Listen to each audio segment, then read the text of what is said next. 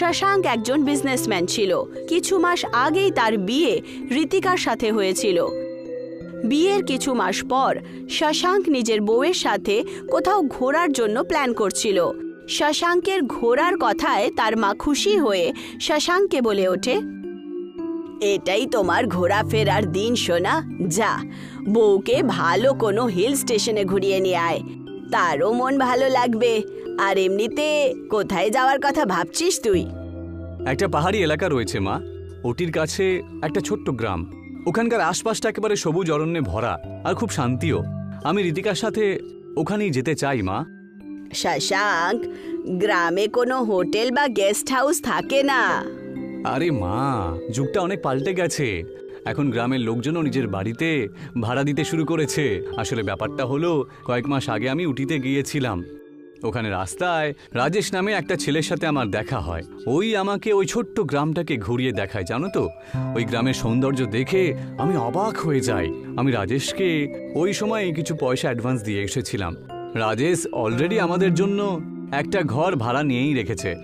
পরের দিন শশাঙ্ক নিজের মায়ের পা ছোঁয়ার জন্য যেইমাত্র এগোয়, শশাঙ্কের মা তাকে রূপোর লকেট দিয়ে বলেন, এই নে বাবু, এই লকেটটা পরে নে। কালই আমি শুধু তোর জন্যেই সিদ্ধ পুরুষ বাবা থেকে এনেছি। এটা পরে রাখলে কালো শক্তি তোর থেকে অনেক দূরে থাকবে। শশাঙ্ক আর ঋতিকা উটির সেই ছোট্ট গ্রামে পৌঁছে যায়। রাজেশ শশাঙ্ককে একটা বাড়ির চাবি দিয়ে চলে যায়। তাদের বাড়ি থেকে একটু দূরেই নিচে নামলেই একটা ছোট্ট গ্রাম ছিল, যেখানে 20 বা 25টাই বাড়ি ছিল। রাত্রি 1টার সময় একটা ভয়ঙ্কর মন কাঁপিয়ে তোলা চিৎকারে ঋতিকার ঘুম ভেঙে যায়।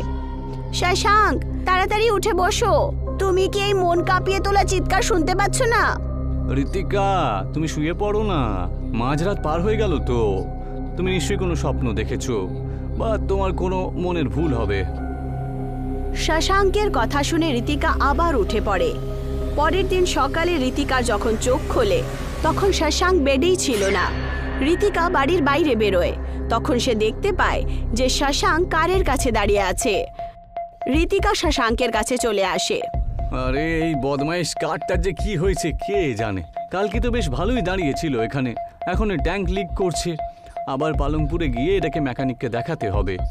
কাল রাতে আমি সেই মেয়েটার চিৎকার শুনেছি। সেটা আমার মনের ভ্রম ছিল না শশাঙ্ক। তোমার মনের ভুলই হবে ঋতিকা। আমার চোখ সেই আওয়াজেই যে খুলেছিল। কাম অন ঋতিকা, মায়ের মতো তুমি আবার বকো না তো। শশাঙ্ক ঋতিকার মুড ঠিক করার জন্য তাকে পাহাড়ের নিচে সেই ছোট্ট গ্রামে ঘোরাতে নিয়ে যায়। ওরা দুজন একটা ঝুপড়ির সামনে দিয়ে যাচ্ছিল। তখন ঋতিকার চোখ একটা বুড়ো মহিলার ওপর পড়ে, যে দূর থেকে তাকেই দেখছিল।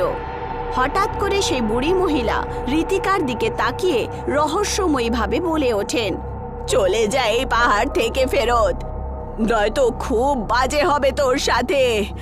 আজকের রাত খুব ভারী হবে তোমাদের দুজনের জন্য। এটা চম্পা নামের পেতনির এলাকা। শশাঙ্ক রাগের চোটে ওই মহিলাকে বলে ওঠে, বাজে কথা বলবেন না আপনি। যখন নিজের চোখ দিয়ে মৃত্যুকে দেখবি না, তখন তুই বিশ্বাস করবি। শশাঙ্ক রাগের চোটে বাড়ি চলে আসে আর ঋতিকাকে বিকেলে ফেরত আসবে বলে কারের রিপেয়ারিং এর জন্য উটি চলে যায়। ঋতিকা মন ফ্রেশ করার জন্য বাড়ি থেকে বাইরে চলে যায়। হঠাৎ করে তার চোখ পড়ে একটা স্ত্রীর ওপর, যে পাহাড়েই থাকতো। গ্রামের সেই মহিলা ঋতিকার দিকে তাকিয়ে বলে, এই বাড়িটা ভাড়ায় আপনাকে কে দিল? এখানে তো কেউ থাকে না। হ্যাঁ, কিছু বছর আগে এখানে লোকজন থাকতো, বাড়িঘরও ছিল, কিন্তু এই এলাকার বাইরে চলে গেছে ওরা। কিন্তু কেন? কারণ এই এলাকাটা শ্রাপিত। এই এলাকাতে চম্পা নামের একটা মেয়ের আত্মা থাকে, আর সে আজও রাত্রিবেলা এখানে ওখানে যায় আর ব্যথার চোটে চিৎকার চেঁচামেচি করে। এইটুকু বলে সেই পাহাড়ি মহিলা ওখান থেকে চলে যায়। সেই পাহাড়ি মহিলার কথার পর ঋতিকা আরো ভয় পেয়ে ওঠে। তার যাওয়া মাত্রই সে তাড়াতাড়ি শশাঙ্ককে ফোন করে। তুমি বাড়ি কখন আসবে বলো শশাঙ্ক? গাড়িটা মোটামুটি ঠিকই হয়ে গেছে ঋতিকা, বিকেলের মধ্যে ফিরে আসবো। কিন্তু হঠাৎ করে বৃষ্টি শুরু হয়ে যায়। ঋতিকা দৌড়তে দৌড়তে বাড়ি আসে। শশাঙ্ক রাত্রিবেলাও ফেরে না। ঋতিকার মন উদাস হতে শুরু করে। হঠাৎ করে দরজায় কেউ জোরে জোরে ধাক্কা মারে। শশাঙ্ক, তুমি নাকি? কিছুক্ষণ পর ঋতিকা বাইরে থেকে নিজের কানে শরীরের রক্ত জমিয়ে দেওয়া আওয়াজ শুনতে পায়। তোকে মেরে ফেলবো, তোর রক্ত চুষে নেব আমি। অন্যদিকে সাপের মতো লম্বা রাস্তায় ঘন অন্ধকারে শশাঙ্কের কার দ্রুত গতিতে যাচ্ছিল। দূর দূর পর্যন্ত সব কিছু শান্ত ছিল। তক্ষুনি শশাঙ্কের চোখ পড়ে একটা কালো শাড়ি পরা ভয়ানক আকৃতির ওপর।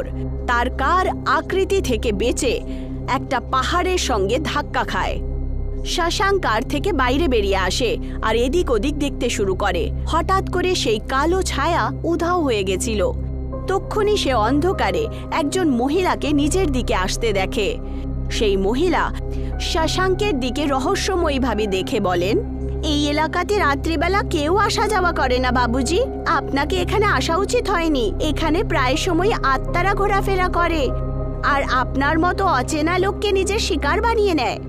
হ্যাঁ, আমাকে একটা ভয়ঙ্কর কালো ছায়া তো দেখতে পেয়েছিলাম। সেটা নিশ্চয়ই বিদ্যা হবে। কে বিদ্যা? সবকিছু বলবো আপনাকে, আগে আপনি এখান থেকে চলুন। শশাঙ্ক সঙ্গে সঙ্গে কারে বসে পড়ে আর তার পাশের সিটে সেই মহিলাও বসে পড়ে। শশাঙ্ক গাড়ি খুব দ্রুত গতিতে এগিয়ে দেয়। এবার আমাকে বলো তুমি, ওই কালো ছায়াটা কে ছিল আর এই বিদ্যাই বা কে?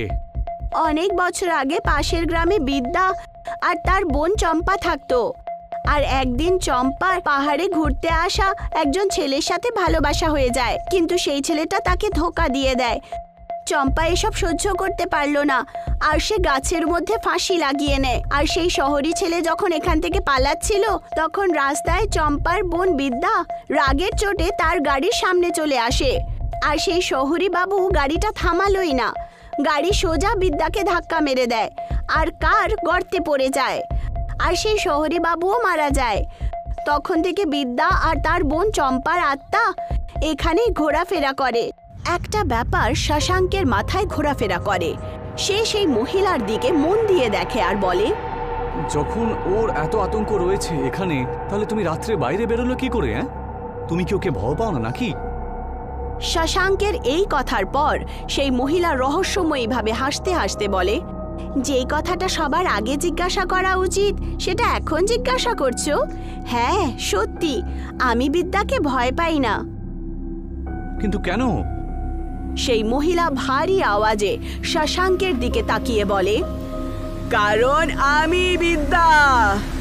সেই মহিলার কথা শুনে শশাঙ্কের মাথায় যেন একটা ধামাকা হয় আর শশাঙ্কের মাথা কাজ করা বন্ধ করে দেয়। তক্ষুনি সেই মহিলার চেহারার সুন্দর চামড়া একটা কালো চামড়ায় পরিবর্তিত হয়। হঠাৎ করে সেই ডাইনি নিজের তীক্ষ্ণ নখ দিয়ে তার উপর আক্রমণ করে আর শশাঙ্কের গলায় পড়ে রাখা রূপোর লকেটের উপরে হাত পড়তেই সে গায়েব হয়ে যায়। আজকে যদি এই লকেটটা আমি না পড়ে থাকতাম, তাহলে আমার সাথে কি হতো কে জানে। আমাকে এক্ষুনি ঋতিকার কাছে পৌঁছতেই হবে। এর মানে ও ঠিক কথাই বলছিল। অন্যদিকে ঋতিকা ভয়ের চোটে থরথর কাঁপছিল।